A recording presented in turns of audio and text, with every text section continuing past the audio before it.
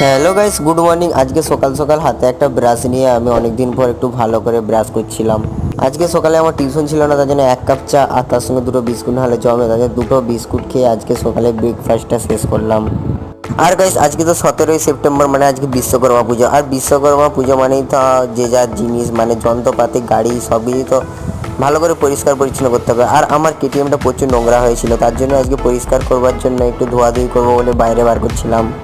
তারপরে পড়িমড়ি করে তাড়াতাড়ি করে পুকুর থেকে 1 বালতি জল নিয়ে এসে সাইকেলটা ধুতে শুরু করে দিলাম, কারণ আর কিছুক্ষণের মধ্যেই তো চলে আসবে বামুন ঠাকুর পূজা করবার জন্য।